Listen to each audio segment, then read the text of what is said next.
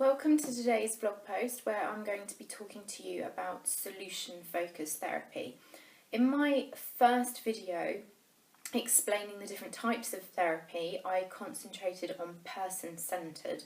Now, solution-focused is almost the exact opposite of person-centred, so I want to put these two side by side so you can see the contrast between the types of therapy available to you, and then the other films that I'm going to create are going to hopefully sort of slot somewhere in between that. So where person-centred therapy focuses on the here and now, solution-focused therapy obviously focuses on the future and what you want to achieve and getting the results that you are currently unable to get all by yourself. So first of all, I'm just going to give you a couple of examples again of like what you might bring to a solution therapy session. So you might go in saying, my relationship isn't working and I need to find a solution. Either I need to decide whether or not to stay in that relationship, or I need to decide or find ways of making it work so that it is more sustainable and it's happier to be in. You might have a particular challenge or decision that you need to make that you feel unable to make, and you might bring that you can't make it, you don't feel equipped to make it, and that you need to find a solution.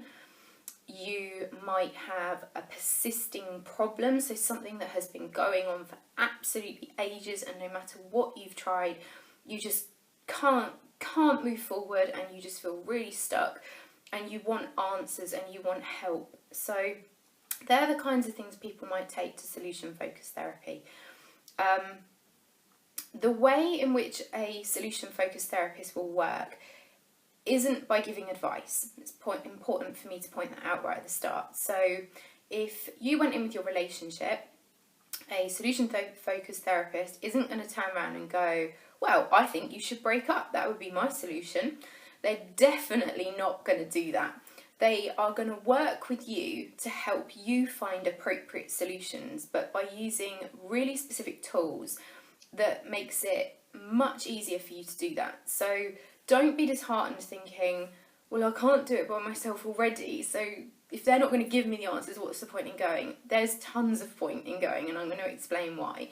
So, like in the first video, I'm just going to do a bit of role play to give you an example of how it might work.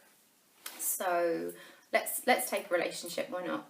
So, okay, client, I'm going to go in and I'm going to go, right, my relationship is a joke. I'm not happy. I argue all the time. He never listens. I can't get my point across. We never do anything fun anymore. I just don't know what to do. I'm really stuck. I love him to bits, but I'm not happy.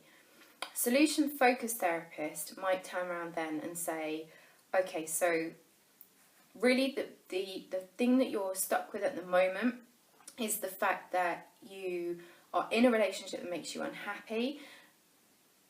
This isn't working, so you need a solution that is going to work. So something that feels like it makes you happy, it's okay, it's giving you what you need, what you want. So first of all, they will identify the bones of the problem.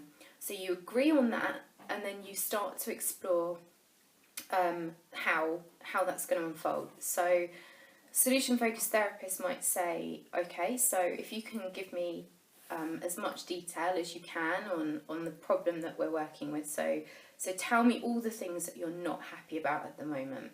So client might list a whole list of different things that are really troubling them. Solution-focused therapists might then sort of say, okay, which of those things is the most important? Which thing has to change? It's a deal breaker. If it doesn't change, then you can't go on. So as the client, I might say, okay, right, the lack of fun. If that doesn't change, I can't stay in a relationship if I'm that unhappy. Solution-focused therapist would say, Okay, and to you, what is fun? So let's look at what it is exactly that you're striving to achieve, that you really need to have, like the need that you really have to meet here. Client would say, okay, I want to spend time doing things together as a couple, things that make us happy, things that make us laugh.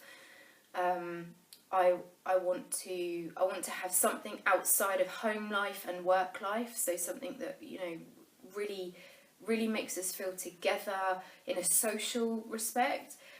Therapists would say something like, okay, have you ever experienced that before?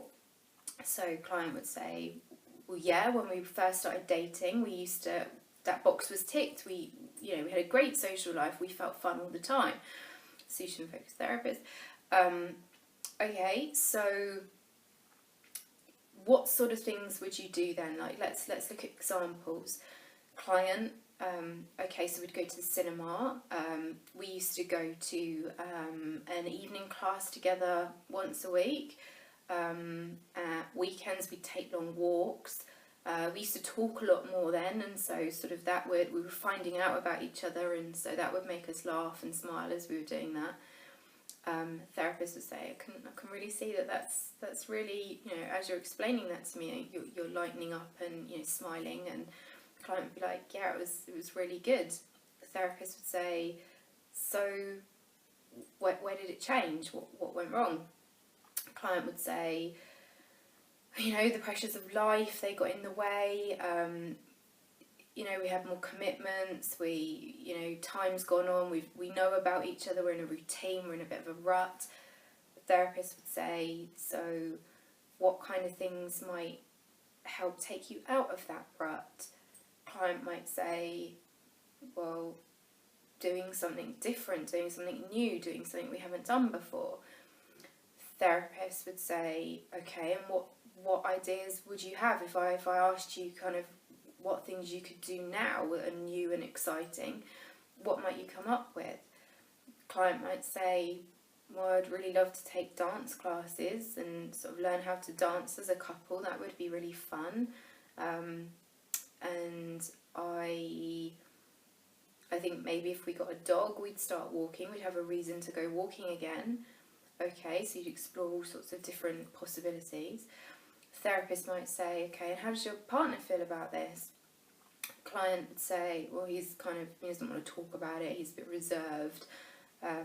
Therapist would say, well, in what capacity do you have those conversations? Are they done sort of, positively and sort of, when you're both happy and feeling relaxed, or are they done when you're sort of stressed and strung out with this and, high intensity? Well, if I'm honest, they're normally in an argument. Okay, so what options do you have around the communication around this?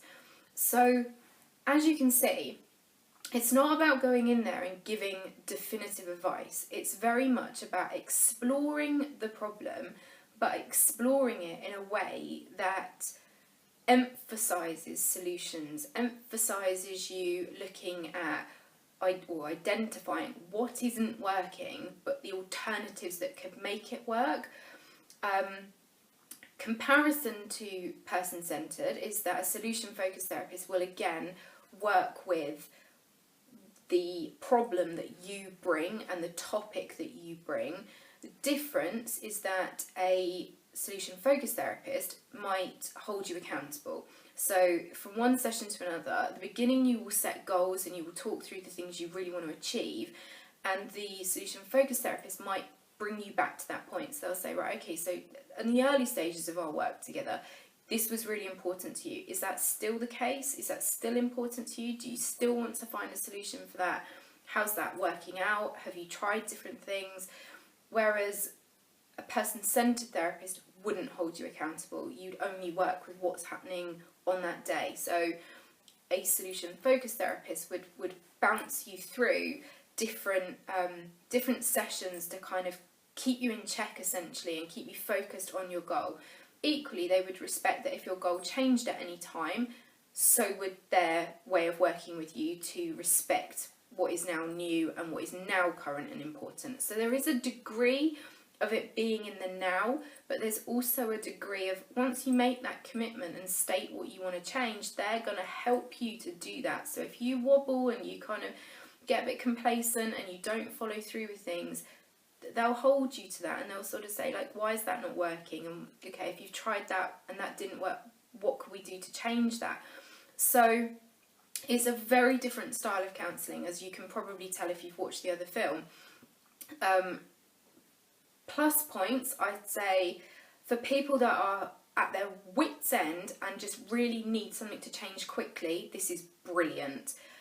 For people that feel uncomfortable with change and sort of and don't like pressure, this might not be right for you, because it is quite fast paced and it is sort of quite directive, and you could feel that you're not meeting the therapist's expectations, even though the therapist hasn't got expectations beyond those which you have asked them to have. So they're only ever going to be pushing for you to achieve the thing that you said you wanted to achieve. So that's kind of, again, the good and the bad of it. And you can see it is a very specific way of working.